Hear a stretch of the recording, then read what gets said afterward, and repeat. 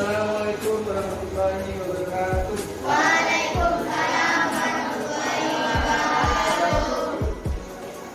Untuk hari ini, marilah kita buat kesepakatan atau namanya keyakinan kelas. Buat apa tujuannya? Kesepakatan atau keyakinan kelas itu kita sepakati biar kalian itu lebih nyaman dalam belajar. Salah satunya misalnya saling menghargai, saling menghormati, waktu sehingga itu. Intinya supaya kalian bisa belajar dengan aman, nyaman, enak, dan menyenangkan. Yang jelas mereka belajar. Belajar dengan guru-guru yang berbisa mereka. Oke. Supaya saya tahu kelas impian seperti apa yang ingin kalian indikan, kelas seperti apa. Jadi kalian mari kita berkesepakatan yang namanya itu keyakinan kelas. Kalian tulis di kertas, nanti kertasnya ditempel satu semua ditempel buat kalian kelas impian seperti apa. Ayo silakan beri.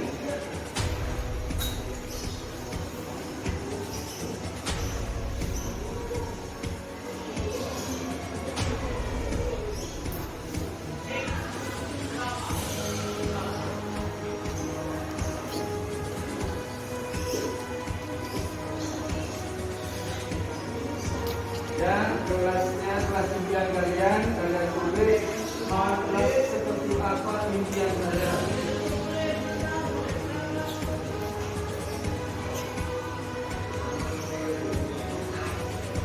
Oke, sudah. Saya kira sudah ya menulis kelas impian kalian di kertasnya. Oke, sekarang mulai dari sini kita ke depan. Giliran.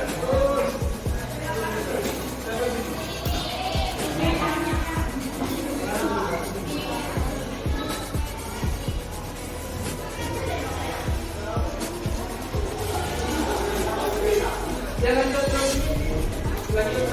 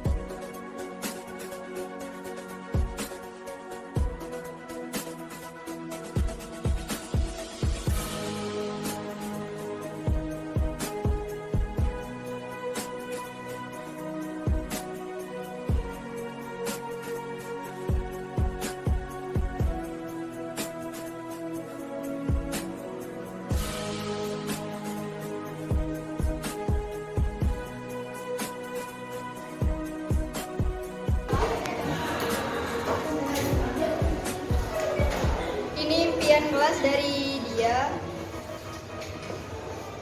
Ya dibaca orang. Nomor 1, saling menghargai dan saling menghormati sesama teman. Nomor 2, sopan santun dalam bertindak dan berkata. Nomor 3, menjadi kelas yang isinya semangat belajar dan kelas yang bersih, adem dan nyaman untuk digunakan saat belajar setiap harinya. Langsung ditulis dulu. Ya, ditulis.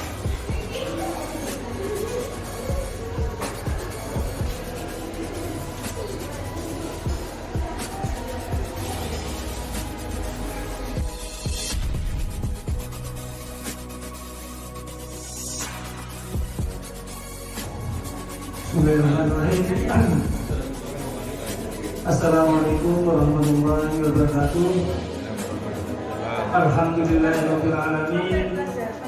Wassalatu wassalamu ala asyrofil wal mursalin sayyidina Muhammadin wa ala alihi wa sahbihi ajma'in. Rabbi shrah li sadri wa yassir li amri wa hlul 'uqdatam min lisani yafqahu qawli amma ba'du.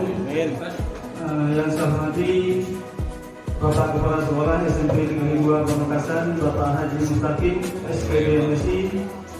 Yang saya hormati dan saya banggakan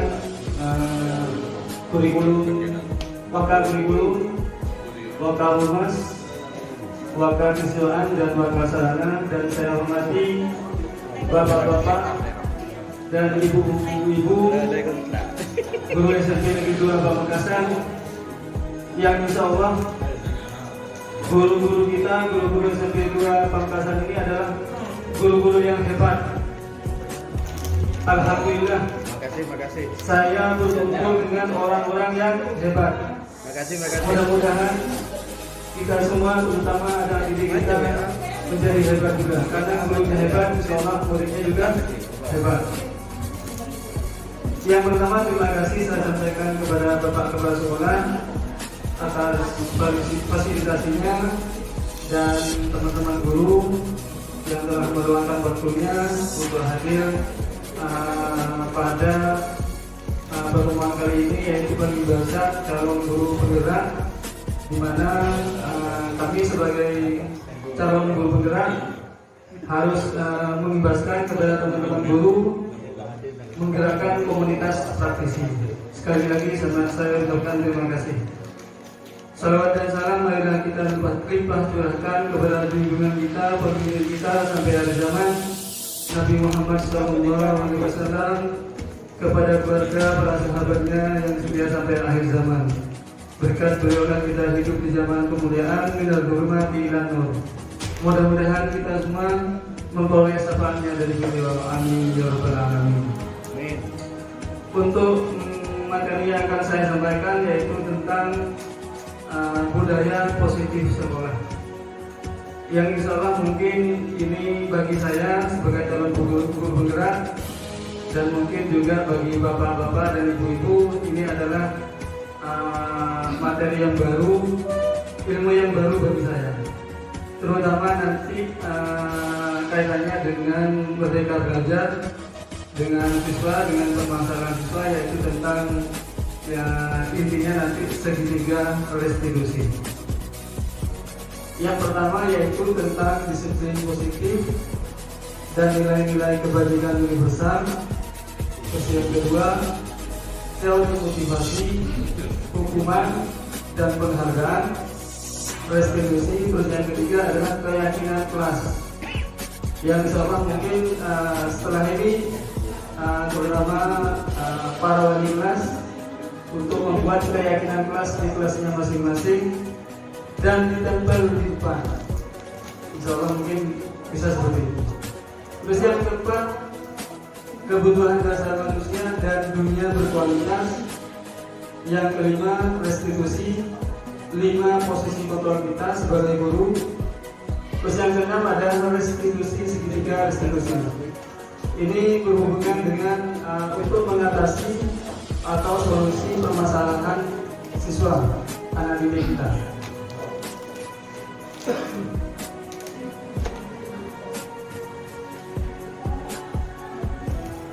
Oke, sekarang saya minta tolong Bapak dan Ibu, ada A dan B, Bapak dan Ibu, sebelah dari kertas kecil, tuliskan benda apa saja. Anggaplah punya sekertas kecil ini. Tuliskan benda apa saja, tuliskan apa saja yang sangat berharga untuk Bapak dan Ibu. Jadi taruh di genggaman Bapak dan Ibu. Letakkan di salah tulangan Anda dan genggam benda tersebut dengan segala daya. Boleh seperti kepala seperti ini. Terus tempat sebelahnya Bapak dan Ibu, misalnya Bu Yuni dengan batin, ya, mencoba dengan sekuat tenaga dengan berbagai cara untuk meminta Anda memberikan benda tersebut. Tetapi B bisa membujuk, mengancam atau merayu pokoknya supaya keinginannya untuk membuka itu bisa. Apa saja agar dapat membuka kepalan tangan Anda. Apa yang terjadi? Saya ingin tanya sekarang sama Bapak dan Ibu. Kira-kira kepalan Bapak dan Ibu tangannya dibuka atau tidak? Ya. sepakat, Romi sepakat tidak bagi semua ya. Kita buka apa tetap kita dengar. Jadi meskipun dirayu teman-teman kita, nah alasannya kenapa? Kok tetap ditutup? Alasannya kenapa ya begini? Terima kasih. Ya, mata diri. Ya, berarti yang mengontrol itu kita atau orang lain? Yang mengontrol kita apa orang lain? Ya, kita sendiri ya. Ya, berarti memang dimulai dari kita sendiri ya. Untuk menciptakan budaya positif sekolah, yang pertama kita harus diri sendiri dulu, baru ke orang lain dan ke anak didik kita. Jadi insya Allah kalau kita sudah paling enggak ya introspeksi diri apa yang sudah bisa saya lakukan yang baik-baik, terutama kekuatan kita yang berapa. Terus yang kedua, perubahan paradigma teori kontrol atau ilustrasi kontrol, ilusi guru untuk mengontrol murid, gitu ya. Terus yang kedua, ilusi bahwa kritik dan membuat orang merasa bersalah dapat menguatkan karakter. Terus yang ketiga, ilusi bahwa semua penguatan positif, efektif dan bermanfaat. Yang terakhir adalah ilusi bahwa orang dewasa memiliki hak untuk memaksa. Jadi karena mungkin bisa begitu ya.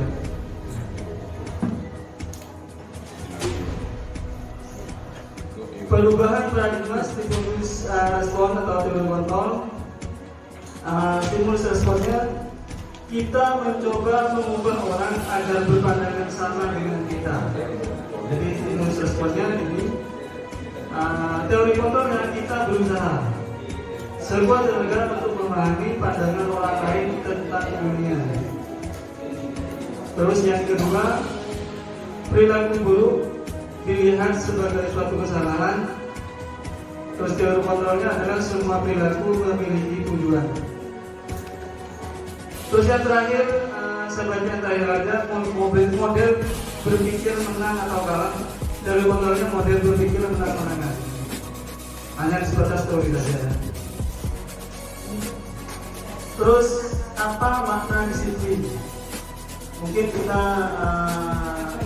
sebelum membuat diri kita disiplin, sebelum membuat anak didik kita disiplin, kita terlebih dahulu sekali lagi kita terlebih dahulu harus disiplin.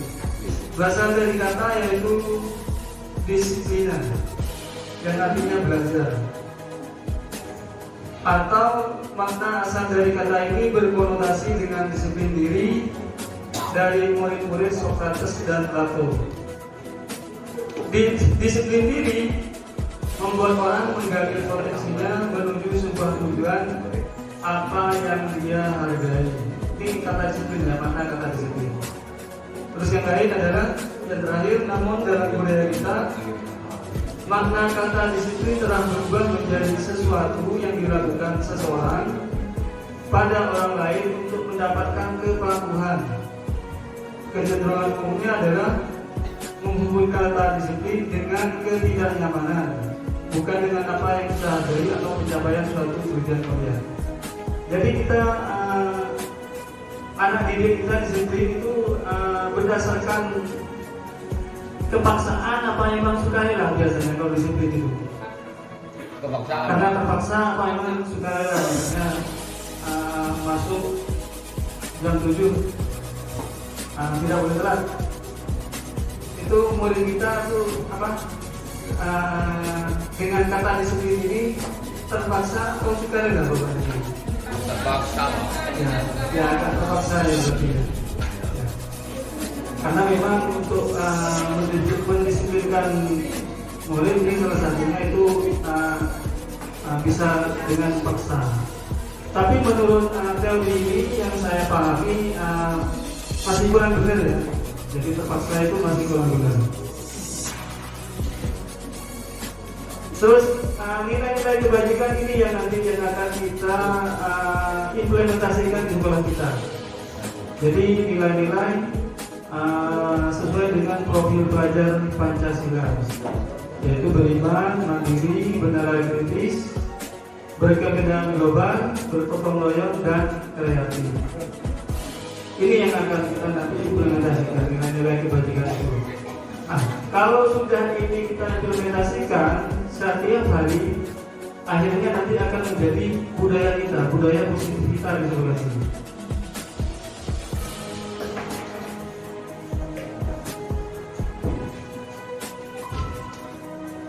Menurut Ki Hajar Dewantara, apakah sekarang saya tanya Bapak dan Ibu selama mengajar, kebetulan kurikulum yang baru ini sudah betul-betul memerdekakan murid.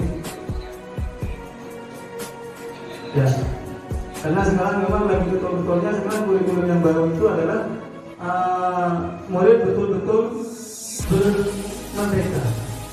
Ya, kreatif, inovatif itu semuanya dari murid. Jadi kita hanya memfasilitasi saja.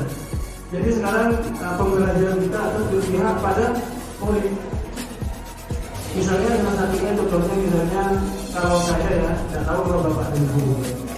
Kalau saya mengajar di kelas 7 itu sebelum pertama dimulai itu asesmen diagnostik, baru mulai itu persepsi, terus menyampaikan materi, baru setelah itu anak-anak itu diskusi. Nah, diskusi itu presentasi, baru setelah itu refleksi juga. Jadi biar anak-anak bisa mandiri juga. Jadi anak-anak bisa belajar berani untuk menyampaikan. Jadi misalnya dalam tata kelompok itu harus berani gitu. Jangan hanya berpedoman pada satu atau dua orang siswa saja. Semua siswa harus bisa mempresentasikan. Harus Bapak Ibu dorong, harus berikan motivasi. Memang pertama apalagi pegang mic, kalau saya ngajar tuh kebetulan di lab, saya pegang mic, anak-anak kadang malu kalau pegang mic. Dia harus bisa berani pegang mic atau paling tidak mengungkapkan itu. Yang penting berani, dengan masalah urusan belakang itu saja. Kalau saya seperti itu. Menurut Ki Hajar Dewantara, merdeka itu artinya tidak hanya terlepas dari perintah, akan tetapi juga dapat membuat memerintah diri sendiri. Di mana tujuan utamanya menurut tujuan pendidikan menurut Ki Hajar Dewantara itu adalah menuntun segala kodrat manusia agar mencapai kebahagiaan dan keselamatan yang tertinggi-tingginya, baik sebagai manusia atau hubungannya dengan masyarakat sesuai dengan kodrat alam dan kodrat zaman. Kalau kodrat alamnya berarti karakter-karakternya itu. Kalau kodrat zaman sesuai dengan zaman kita yang sudah zaman milenial. Jadi kita harus guru wajib pintar IT. Mari kita ubah paradigma yang lama, kita ubah sekarang paradigma yang baru. Jangan mengajar seperti yang kemarin-kemarin udah ceramah aja bro. Jadi nanti kita yang jadi yang ada di kita, pusatnya ada di kita. Mari kita tinggalkan cara mengajar seperti itu, yang kita tinggalkan. Kita fokus berpihak pada murid, merdeka belajar. Ini yang nanti akan saya bahas ini, apa itu restitusi. Restitusi adalah proses menciptakan kondisi bagi murid untuk memperbaiki kesalahan mereka, sehingga mereka bisa kembali pada kelompok mereka dengan karakter yang telah dibuat.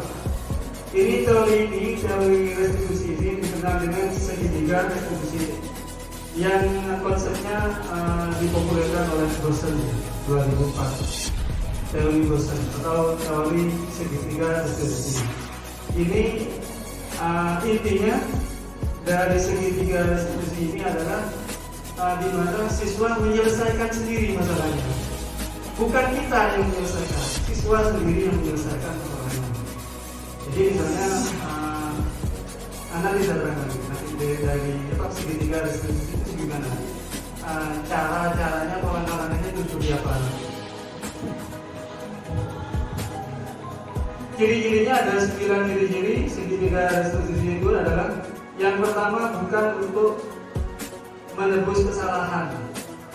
Jadi sekali lagi, bukan untuk menebus kesalahan, namun untuk belajar dari kesalahan. Jadi anak didik kita, siswa kita itu kalau misalnya punya masalah, bukan menebus ya, berarti belajar dari kesalahan itu. Insya Allah kalau sudah belajar akan meresap di hatinya dan tidak dendam. Kalau misalnya kita beri hukuman, insya Allah anak itu dendam, saya yakin itu. Kalau mereka yang menyelesaikan sendiri, tidak dengan terpaksa ya. Sekali lagi, tidak dengan terpaksa, tapi memang kita arahkan penyelesaiannya itu. Tapi pertama, anak-anak kita dulu. Solusinya seperti apa kamu nak? Kita apa? Kita gali mereka itu. Punya solusi seperti apa? Terus yang kedua, tawanan bukan paksaan. Sekali lagi kita makan siswa kita karena didik kita. Sekarang misalnya jangan baca. Kamu merasa bersama dengan membacakan kata kesalahan. Kamu harus ganti dong, jangan seperti itu. Dan baru bencong, agak aja kata seperti itu tidak boleh seperti itu. Jadi siswa yang menemukan solusi sendiri. Kamu merasa salah pada misalkan ada salah apa? Nah sekarang gimana pendapatnya kamu? Kajian sekolah ini sudah bicara. Jika sudah bilang, bukan kita yang masalah, kamu harus ganti. Jadi mereka sendiri yang ya Pak saya ganti Pak, karena saya yang bertanggung jawab. Ya bertanggung jawab itu. Itu maksudnya seperti itu ya nanti di teori Gosen itu. Terus yang keempat adalah menuntut untuk melihat ke dalam diri. Jadi introspeksi diri. Jadi anak-anak itu bisa meresapi apa yang sudah dia perbuat, kesalahan-kesalahan apa yang sudah mereka lakukan. Terus yang kedelapan, restitusi fokus pada solusi. Sekali lagi fokus pada solusi. Menurut Gosen ini intinya ini. Jadi intinya kita untuk menyelesaikan masalah itu bukan dengan keterpaksaan atau dengan solusi. Jadi anak itu bukan terpaksa dihukum atau dikasih ujangan sama kita, bukan kita yang memberikan solusi. Kita mau begini, mau harus ini. Biarkanlah anak dulu yang memberikan solusi terbaik untuk permasalahannya.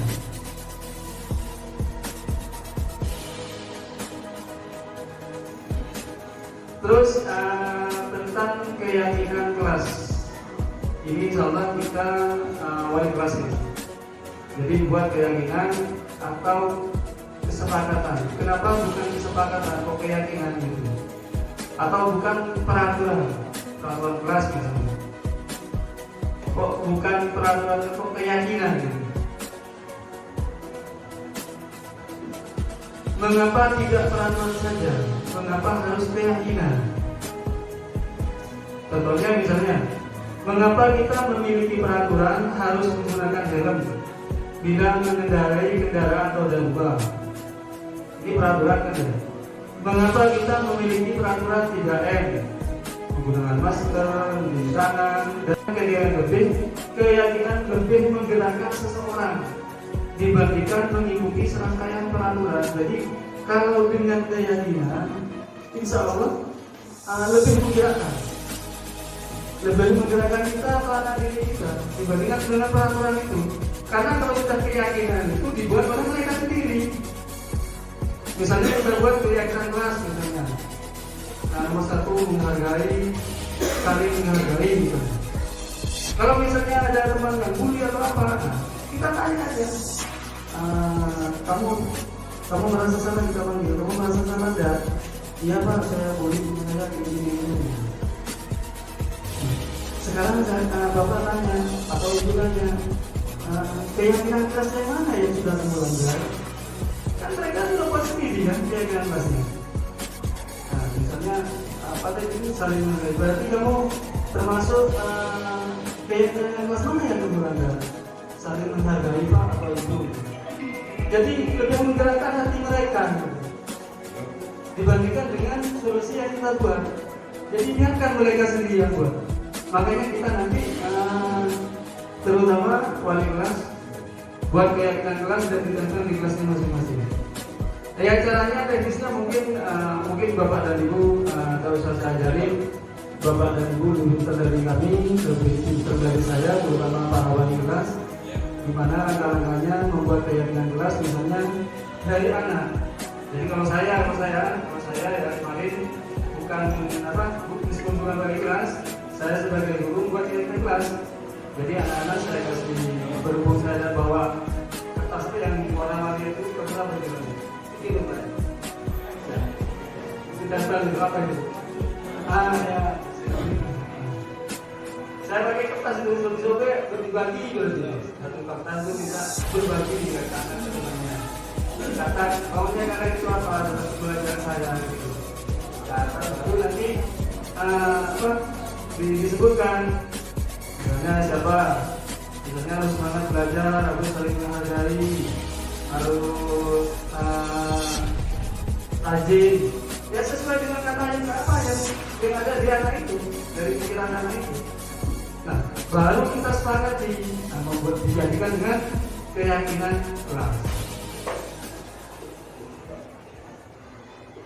Oke, dari peraturan kelas nanti akan terus berlanjut dari keyakinan dan akhirnya kalau sudah terbiasa kita lakukan akan terbentuk budaya positif sekolah.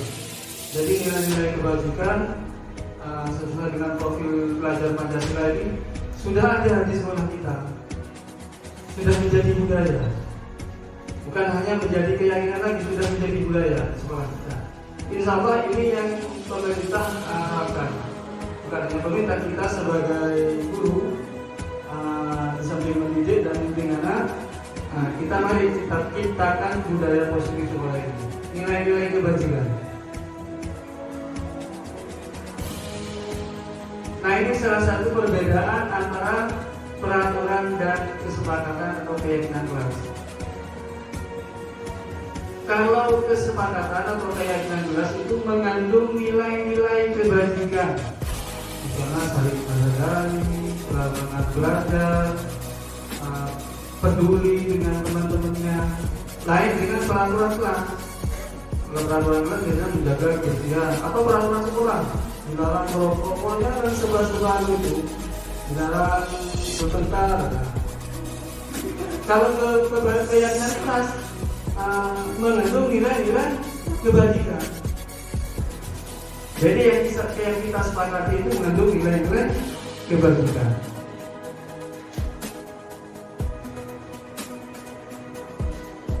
Nah ini salah satu contoh perbedaannya antara peraturan dan keyakinan kelas. Kalau peraturan itu selalu kembalikan buku tepat, contohnya dia kembalikan buku ke tempatnya, ini peraturan misalnya Pak Andi buat atau Pak Segir sebagai kepala perusahaan, siswa harus mengembalikan buku ke tempatnya. Apa keyakinan kelasnya? Tanggung jawab. Jadi nilai kebajikannya apa? Tanggung jawab berarti kan ya. Jadi kalau misalnya sudah baca buku, letakkan sesuai dengan tempatnya. Biar kalau dibaca orang lain atau dicari sama siswa yang lain bisa mengerti. Oh ini tempatnya di sini, tidak dibolak-balik. Misalnya di bagian A ditaruh ke bagian C, kan bingung kan temannya. Misalnya terus yang kedua peraturan misalnya dilarang mengganggu orang lain. Ini peraturan. Kayaknya apa? Menghormati. Jadi perbedaan antara peraturan dan keyakinan itu. Salah satunya adalah kalau keyakinan kelas itu adalah mengandung nilai-nilai kebajikan. Itu perbedaan. Oke, saya kira tidak usah saya baca semua karena waktunya tinggal masih banyak sekali.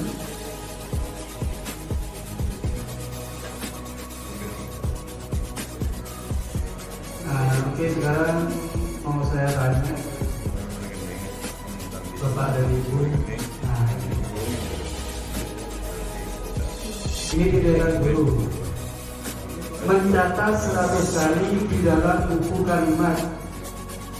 Jadi ini buku apa memori? Saya sebagai guru. Kalian mencatat 100 kali misalnya apa? Mencatat 100 kali di dalam buku kalimat. Saya tidak akan terlambat lagi misalnya Pak Adori karena terlambat sekolah. Ini termasuk hukuman atau konsekuensi? Iya. Apa? Termasuk apa ini?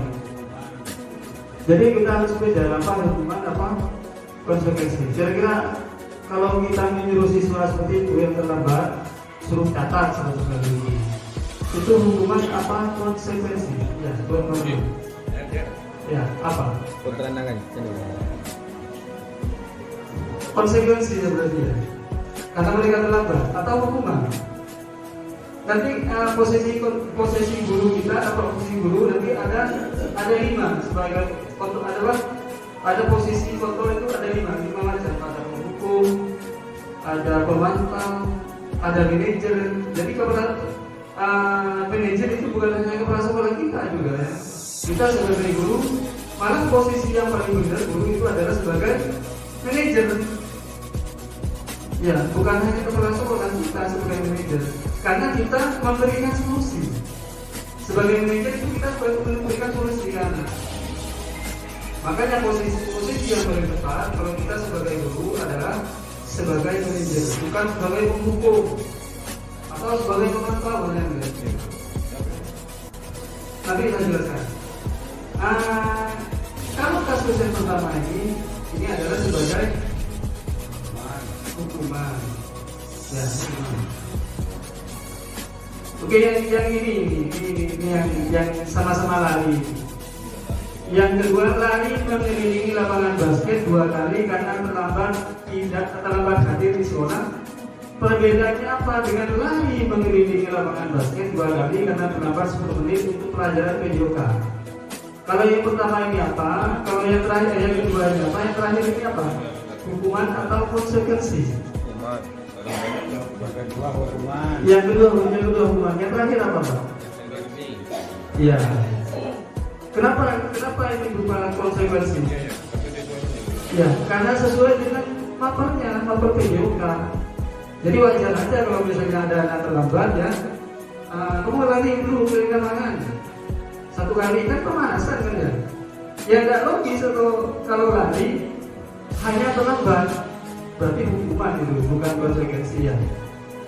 Nah ini hukuman berarti. Oke. Jadi kalau sama-sama lari, karena yang satu yang terakhir ini adalah berhubungan dengan mapel PJOK, maka bukan hukuman itu. Sama-sama anak disuruh lari, tapi itu bukan hukuman, tapi konsekuensi. Jadi beda ya antara hukuman dan konsekuensi. Jadi kalau konsekuensi ada hubungan, ada korelasinya. Kalau hukuman tidak ada hubungannya. Misalnya anak-anak terlambat sekolah, setelah Adori dan begini itu sebenarnya hukuman itu, termasuk tidak boleh itu juga. Menurut teori Gosen gitu ya. Tidak boleh Pak. Disuruh berdiri terus disuruh menghadap matahari itu tidak boleh. Boleh. Karena itu berupa hubungan gitu.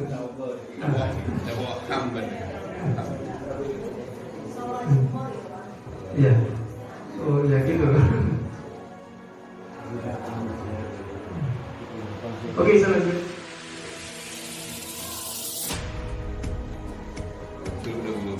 Ini baru perbedaan hukuman dan konsekuensi. Kalau hukuman itu sesuatu yang menyakitkan. Kalau konsekuensi sesuatu yang harus terjadi seperti itu, ada korelasi. Kalau konsekuensi. Terus paksaan. Kalau hukuman itu pasti paksaan. Kalau konsekuensi, stimulus tanggapan. Jadi ada korelasi kalau konsekuensi itu. Dan itu perbedaan antara hukuman dan konsekuensi. Nah ini contohnya ya, contoh kata-katanya udah. Kalau hukuman sesuatu yang menyakitkan harus terjadi. Kalau konsekuensi sesuatu harus terjadi. Kalau restitusi merupakan pilihan atau solusi Nah, ini yang akan kita pakai. Jadi saya sebagai guru gerak untuk mengibarkan kepada teman-teman, jangan kita pakai lagi menghukum murid atau menghukum murid. Jadi pakai menggunakan segitiga restribusi nanti. Nanti saya jelaskan gimana rekan-rekannya untuk pemecahan masalah, solusi anak. Terutama di guru BK. Tapi semua guru, bukan hanya guru BK. Semua guru.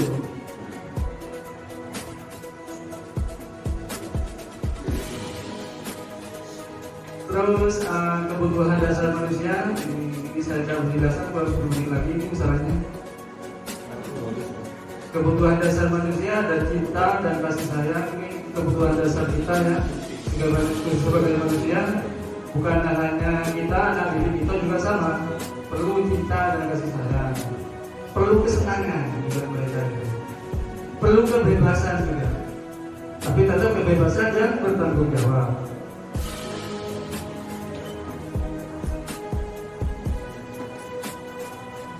Ini ada dausanya. Nah, ini 5 posisi kontrol kita. Yang pertama adalah posisi kita sebagai guru. Posisi kontrol kita sebagai guru yaitu adalah penghukum, pembuat orang bersalah, merasa bersalah, teman, pemantau, dan manajer. Nah, dari posisi 5 posisi kontrol ini, kita sebagai guru harus posisi sebagai paling ideal, posisi sebagai manajer. Contohnya misalnya menghukum, menghantui, menunjuk-nunjuk, atau menyakiti, mungkin buat apa dong, orang benar itu. Nanti dengan kata-kata rasa. Terus membuat orang merasa bersalah. Nah itu misalnya ibu-ibu ini berjong, kok kecewa sekali dengan kamu. Diceramain boleh, diceramain ini banyak lebar diceramain. Jadi kayak merasa dia sendiri yang paling bersalah gitu. Ini juga tidak bagus juga gitu. Ya. Jadi posisi ini pembuat anak merasa bersalah itu tidak bagus juga. Diceramain terus, diceramain terus. Ibu kecewa, bapak kecewa sama kamu, keluarga kamu. Pokoknya diceramain juga. Sebagai teman, kita boleh aja mungkin kalau sebagai teman membuat alasan untuk belajar. Salah satu contohnya misalnya demi bapak ya, demi ibu ya, kamu harus berubah. Sebagai teman jaga dia. Guru kita sebagai teman, kita sebagai guru sebagai teman.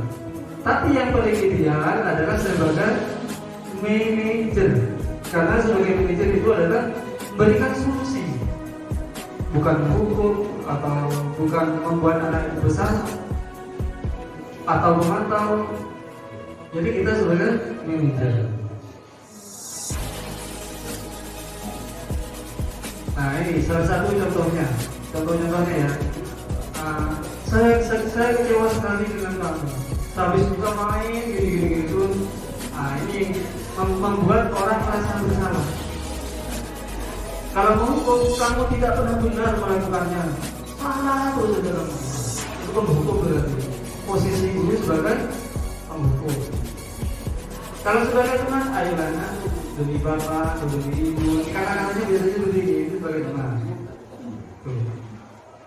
Kalau sebagai manajer, bagaimana kamu bisa menyelesaikan masalah ini? Jadi biarkan anak itu menyelesaikan sendiri. Jadi berikan solusi sendiri.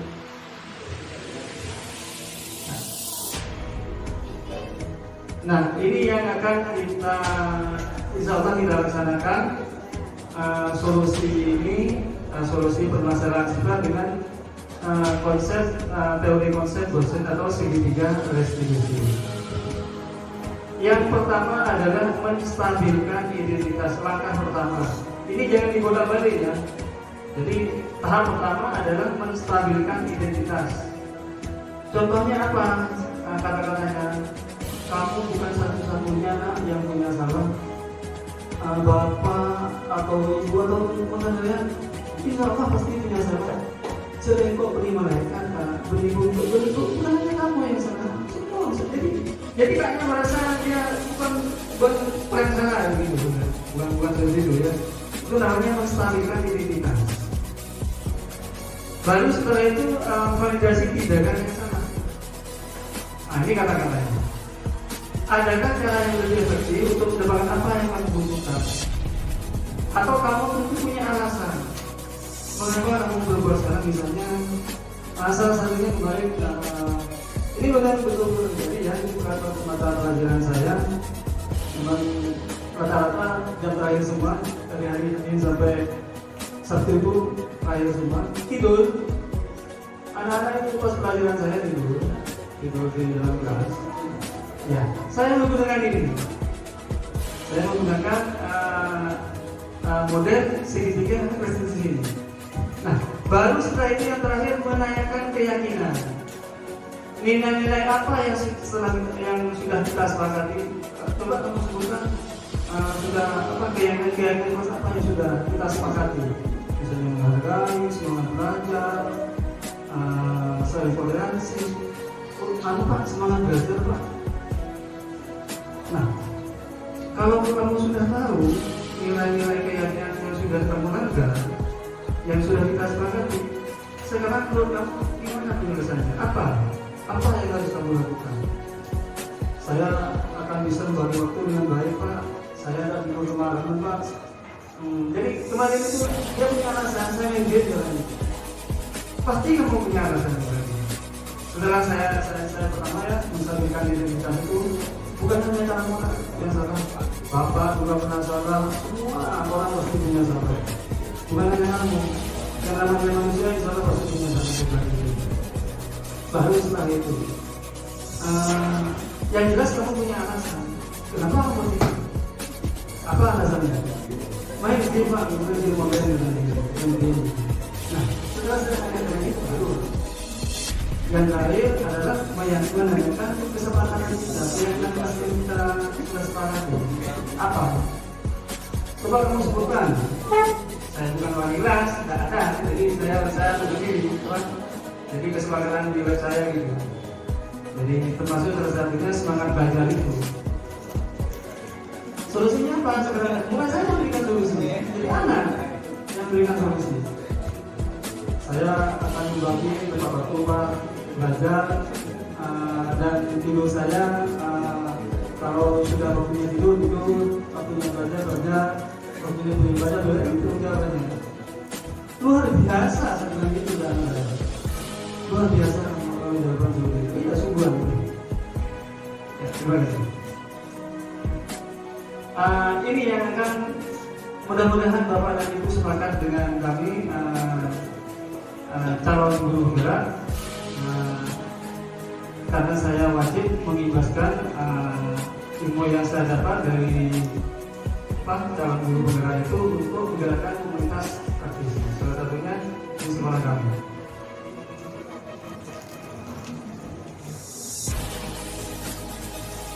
Dengan cara bersih saya kasih contoh-contohnya ya.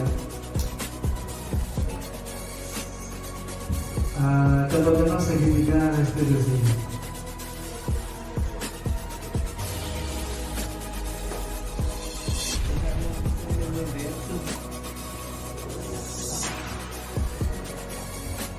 Ini praktek saya waktu ada muncul.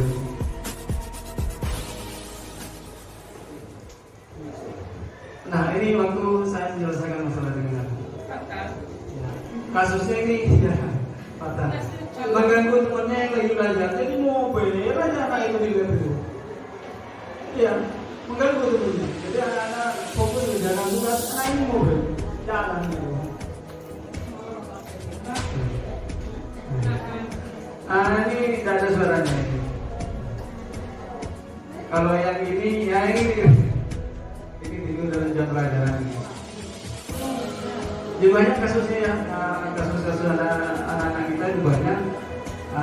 Bukan hanya ini saja, ya termasuk yang terlambat itu Pak Adoli yang mohon itu sebagai kebutuhan.